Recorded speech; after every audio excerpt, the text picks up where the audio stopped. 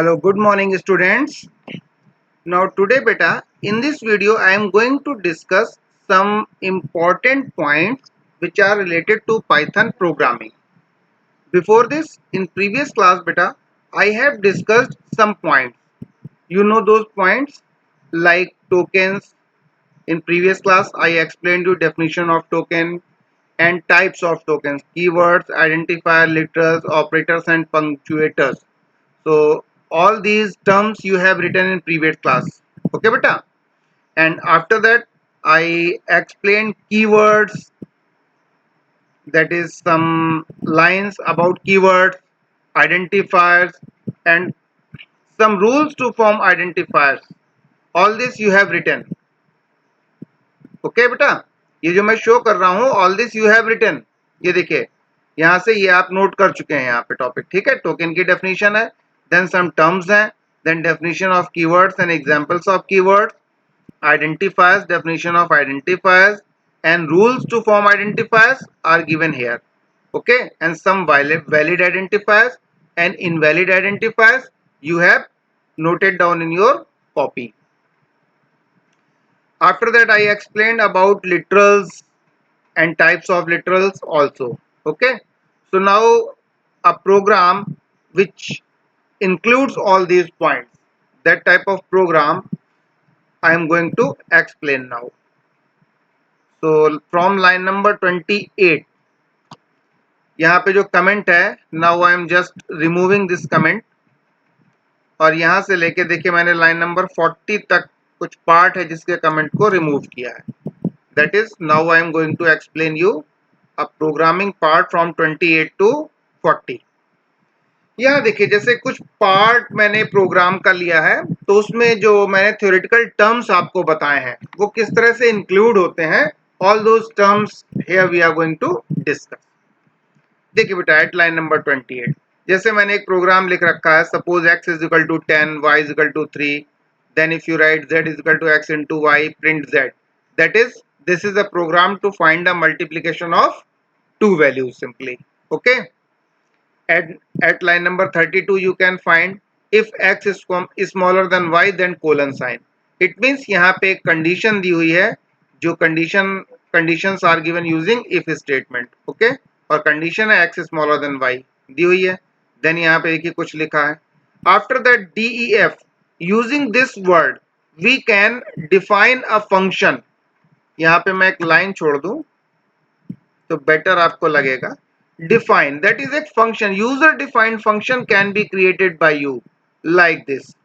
तो def sumval करके एक फंक्शन बनाया है, फिर कुछ वेरिएबल लिए, यहाँ पे देखिए in same line I have assigned values, then फिर फंक्शन को कॉल किया है. काफी चीजें इसमें मैंने प्रोग्रामिंग से रिलेटेड लिखी हैं, तो just one by one I am going to explain all these things. Okay, आप देख रहे हैं बेटा इनकी राइट साइड में ये हैश के साथ something I have written using this hash, this is hash symbol.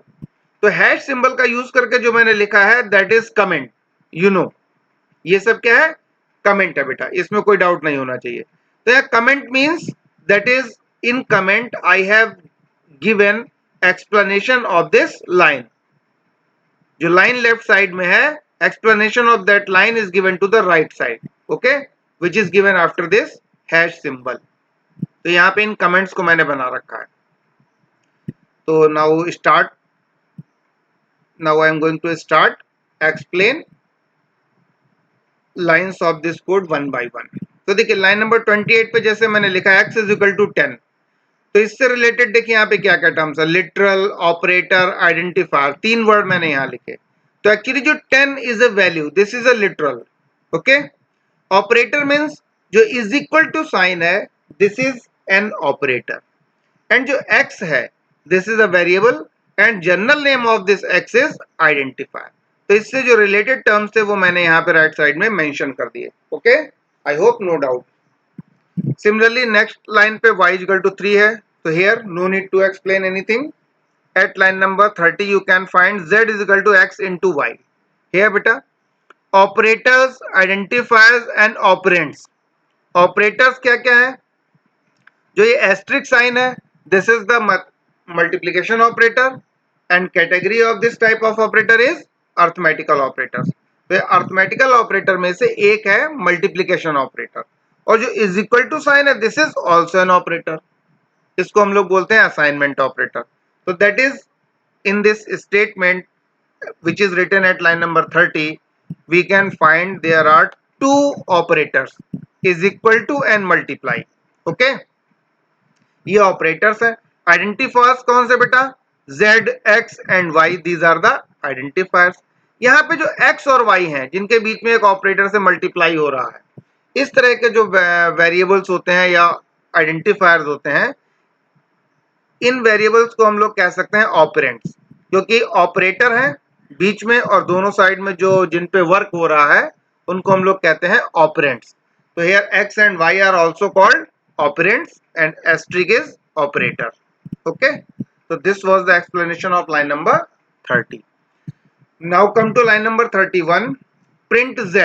यहाँ पे देखिए मैंने लिखा है वर्ड एक स्टेटमेंट एंड फंक्शन। तो एक्चुअली जो कंप्लीट लाइन लिख दी, every complete line is a statement, first thing. Second thing, print z, this is a statement। And ये जो प्रिंट है, इस प्रिंट को हम लोग बोलते हैं फंक्शन।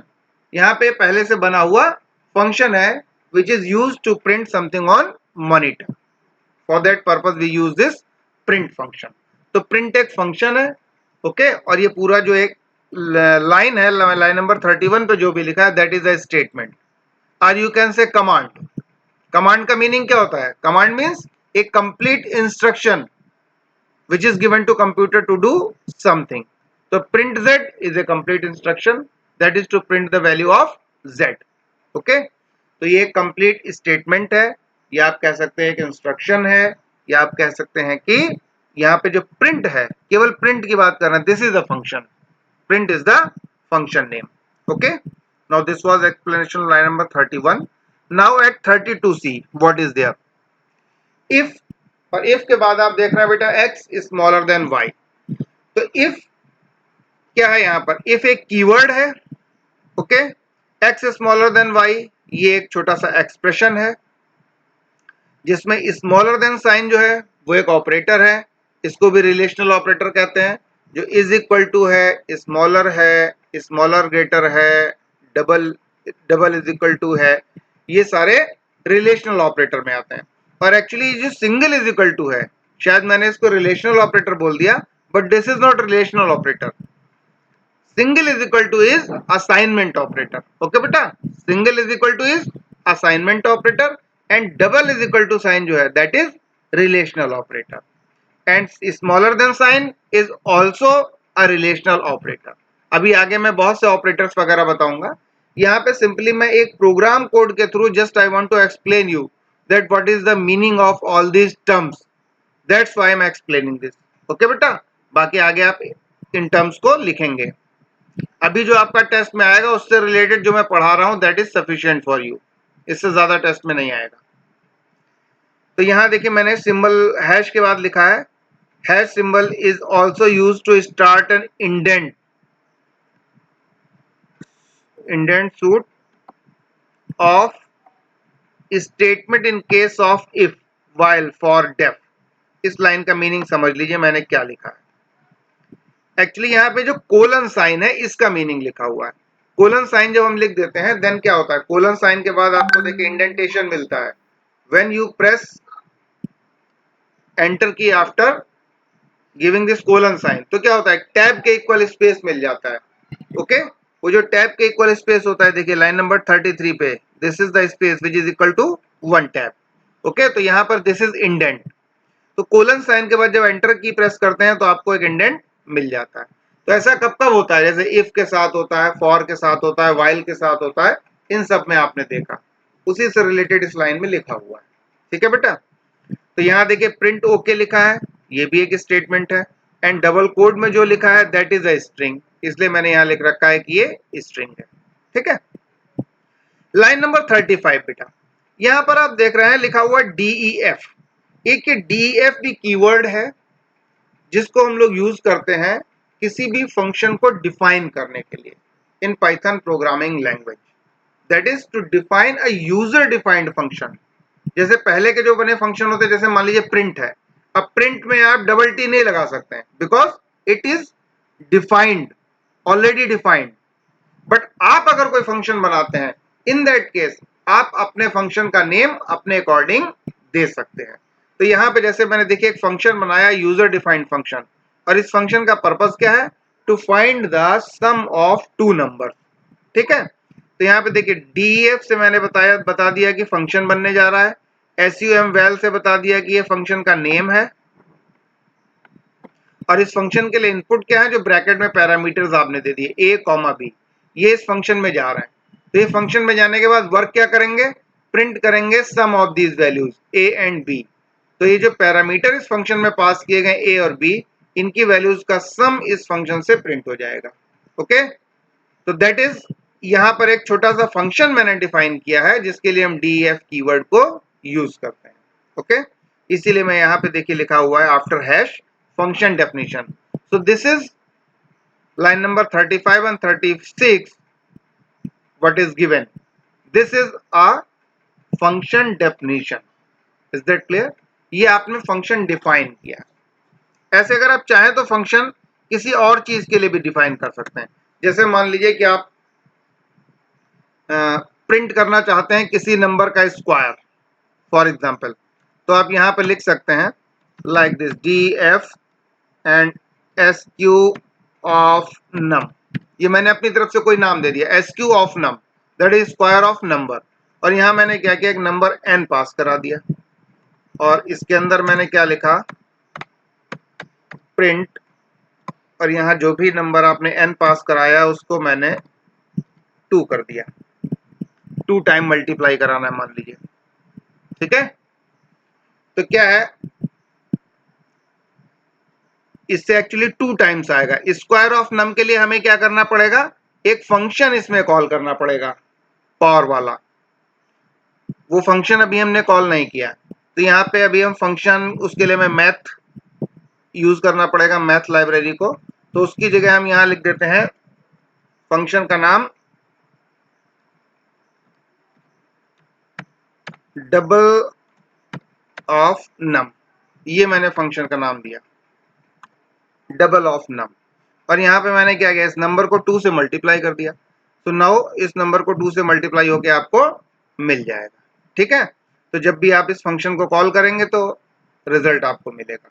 तो जैसे आपने लाइन नंबर 35 पे एक फंक्शन डेफिनेशन दी है, similarly you can define another function here. तो यहाँ आपको देख के लग गया होगा कि फंक्शन का नेम आप कुछ भी दे सकते हैं।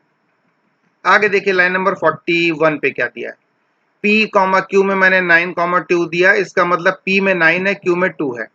अब print sum value P comma Q, यहाँ पे P और Q की वैल्यू को सम वैल में पास कर दिया गया। दैट इज इस फंक्शन, यहाँ पे हमने क्या किया है? ये जो सम वैल P कॉमा Q लिखा है, it means this is for function calling. जो आपने ऊपर दिया है वो फंक्शन डेफिनेशन है, ये सम वैल्यू आपने फंक्शन बनाया है, दैट इज वर्क क्या करेगा? This has been defined. अब वर्क करने के लिए उसको कुछ देना है, after that that function will perform something. तो वो कहां पे देंगे? यहाँ पे, जहां पे फंक्शन कॉल करेंगे। Print sum val Q comma P, P comma Q, मैंने वैल्यूज दे दी, तो इन वैल्यूज को पास करेंगे तो ये क्या है? इस फंक्शन के अकॉर्डिंग यहाँ पे कैलकुलेट हो जाएंगी वैल्यूज और रिजल्ट मिल जाएगा। जो रिजल्ट आपको डिस्प्ले कहाँ होगा? यहाँ पे, इस जगह, क्योंकि यहाँ पे फंक्शन कॉल ये किया गया है। ओके, इस तरह से फंक्शन को हम कॉल करेंगे, तो यहाँ पे फंक्शन का नेम लेके वैल्यू पास कर देंगे, that is called function calling. इसके बाद देखिए यहाँ पे मैंने कुछ ये ऑपरेटर लिखे हैं, जैसे p is equal to P plus 5। किसी वेरिएबल में वैल्यू ऐड करनी है तो ऐसे हम यूज कर सकते हैं, p is equal to P plus 5, जैसे यहाँ लिखा है।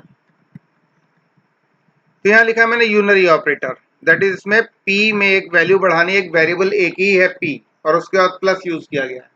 तो एक वेरिएबल पे वर्क कर रहा है, इसलिए इस प्लस को हम कहते हैं यूनरी ऑपरेटर। यहाँ पे देखिए एक लिखा हुआ है ये प्लस, अब यहाँ पे देखे बता दें आपको, ये यूनरी ऑपरेटर है क्योंकि एक वेरिएबल पे वर्क कर रहा है। और जहां पे 2 वेरिएबल पे वर्क कर रहा था, जहां 2 ऑपरेंड मैंने बताए थे x इंटू वाई, यहाँ पर ये एस्ट्रिक है। अगर यहाँ प्लस भी होता है या एस्ट्रिक जो भी है, ये बाइनरी ऑपरेटर की तरह वर्क कर रहा है, because it works on 2 operands. That's why this time this asterisk, या एस्ट्रिक की जगह हम प्लस यूज करें तो क्या कहलाएगा? ये बाइनरी ऑपरेटर। बट यहाँ पे देखिए एक सिंगल ऑपरेटर, वैल्यू दो है बट ऑपरेंड क्या है, प्लस पी, वेरिएबल एक ही है। जब एक वेरिएबल पे वर्क करता है प्लस, तो उसको हम क्या कहते हैं, यूनरी ऑपरेटर। तो यहाँ पर ये प्लस यूनरी ऑपरेटर की तरह वर्क करता है, और जब दो ऑपरेंड्स के बीच में होता है तो बाइनरी ऑपरेटर की तरह वर्क करता है। ठीक है, तो इस समय पे सिंपली इसका वर्क क्या है, जो भी वैल्यू पी की है उसमें 5 को ऐड कर देगा। इसी के लिए हम एक सेम लाइन लिख सकते हैं which will perform the same function of line number 43 that can be written here at line number 44। देखिए p plus is equal to 5, तो ये स्टेटमेंट थोड़ा सा छोटा हो गया, दैट इज जो वेरिएबल 2 टाइम्स लिखा है that can be written here only once, no need to write it 2 times. तो यहाँ पे p plus is equal to 5, तो यहाँ पे ये जो plus is equal to sign होता है, इसको कंबाइंड में हम कहते हैं ऑगमेंटेड ऑपरेटर, या कह सकते हैं short hand assignment operator. Okay, तो शॉर्ट में आपने असाइन कर दी है वैल्यूज के थ्रू। यहां देखिए प्रिंट पी, इसकी वैल्यू को हम प्रिंट कर सकते हैं। ठीक है, आगे देखिए कुछ और भी बेसिक चीजें हैं, जैसे string type, single line and multi line. तो देखिए दो तरह की स्ट्रिंग्स होती हैं, एक सिंगल लाइन स्ट्रिंग और एक मल्टी लाइन स्ट्रिंग। इसका मीनिंग क्या है, यहाँ पे देखिए, जैसे लाइन नंबर 47 पे बेटा मैंने लिखा है S1 is equal to double quote में ASDF something I have written print S1। तो ये जो डबल कोड में पूरी लाइन लिख दी है, this is a single line string. Okay, line number 49 पे देखिए मैंने S इज इक्वल टू लिखा है, सिंगल या डबल कुछ भी यूज कर सकते हैं हम, सिंगल कोड में ABC then slash sign, again A then slash sign, फिर BBB देन सिंगल कोड। इसमें क्या हुआ है, जो स्लैश एक्चुअली यूज कर रहे हैं, this is use to continue the string, this is the symbol of continuation of string. इसका मतलब ये नहीं है कि जो लाइन नंबर 50 पे लिखी है वो डिफरेंट स्ट्रिंग है, एक्चुअली वो स्ट्रिंग का पार्ट है, सेम स्ट्रिंग का part which is written at line number 49। तो इस स्लैश के थ्रू क्या होगा कि ABC AABBB ये पूरी कंबाइंड में एक स्ट्रिंग बनेगी। अगर इसको हम रन करा के देखें बेटा, तो देखिए what will be the result. जो प्रीवियस प्रोग्राम है उसको मैं जरा पहले कमेंट बना दूं, तभी इसका रिजल्ट सही से आपको दिखेगा, अदरवाइज इतना मिक्स हो जाएगा कि आप समझ नहीं पाएंगे। नाउ सी बेटा व्हाट इज द आउटपुट। जैसे S1 पे है तो S1 तो सिंपली आपको मिल जाएगा, और S में क्या मिलेगा, ABC AABB पूरी स्ट्रिंग एक लाइन में मिलेगी। तो using this slash sign we can form a string of different word written in different lines, but they will be a complete string, there will be no separation due to this slash sign। देखिए पूरी string आपको मिल रही, ऐसा नहीं है कि आपकी ये ABC अलग है, A अलग है, BB अलग है, तो ये मल्टी लाइन स्ट्रिंग है। ओके, मल्टी लाइन स्ट्रिंग इस तरह से आप बना सकते हैं। ठीक है, तो यहाँ पे कुछ इस तरह के पॉइंट थे जो बहुत इंपॉर्टेंट थे। अब यहाँ पे देखिए एक पॉइंट है स्केप सीक्वेंस, ये भी मैं आपको बता दूं। स्केप सीक्वेंस में क्या होता है, स्केप सीक्वेंस में कुछ वर्ड होते हैं बहुत इंपॉर्टेंट, मैंने बताया था, जो दो कैरेक्टर से मिलके बनते हैं बट एक वर्क करते हैं, जैसे स्लैश एन, स्लैश टी, बताया था। तो ये दो कैरेक्टर से मिलके बने होते हैं लेकिन वर्क एक ही करते हैं। स्लैश एन किसके लिए होता है, नेक्स्ट लाइन के लिए, और स्लैश टी किसके लिए होता है, एक स्पेस देता है जो टैब के इक्वल होता है। इन दो पर्पस के लिए हम इन कैरेक्टर्स को यूज करते हैं, इनको कहते हैं स्केप सीक्वेंस। ठीक है, जो दो कैरेक्टर से मिलकर बने होते हैं वर्क एक ही करते हैं, those characters are called escape sequences. ठीक है, इनको नॉन ग्राफिक कैरेक्टर्स भी बोलते हैं, क्योंकि जैसे स्लैश एन से नेक्स्ट लाइन आई बट वहां पे कोई कैरेक्टर प्रिंट नहीं हो रहा है, स्लैश टी से एक स्पेस दिखा but no character is printed, that's why these are also called non graphic characters. ठीक है, इसके बाद देखिए एक प्रोग्राम आपको मैं दे रहा हूं अभी होमवर्क में। जैसे आपको क्या करना है कि you have to calculate the area of a triangle, एक ट्राइंगल का एरिया आपको कैलकुलेट करना है, इसका प्रोग्राम बनाना है पाइथन में। तो आपको क्या करना है, जैसे मान लिया कोई भी ट्राइंगल है, सबके कैलकुलेट करने के फॉर्मूले अलग अलग होते हैं। तो सपोज दैट आप एक ट्राइंगल ऐसा है जिसकी all the sides are different, तो उस केस में आप क्या करते हैं, पहले एक एस की वैल्यू निकालते हैं। Suppose all the sides are ABC, तो आप क्या करते हैं, s is equal to A plus B plus C upon 2 करते हैं। देन स्क्वायर रूट के अंदर एक लिखते हैं फॉर्मूला एरिया निकालने के लिए, एंड स्क्वायर रूट के अंदर S minus A S minus B S minus C, like this लिखते हैं बेटा। तो उससे वैल्यू जो आपकी निकल के आती है वो उसका एरिया होती है, किसका, ट्राइंगल का। ओके, तो ये जो क्वेश्चन है this is to be done by you. Okay, अगर आप नहीं कर पाएंगे तो नेक्स्ट क्लास में I will explain, I will write the solution of this question. Okay beta, so now this time I am going to stop this video. You see this video and try to learn. Okay, after this you can ask if any problem.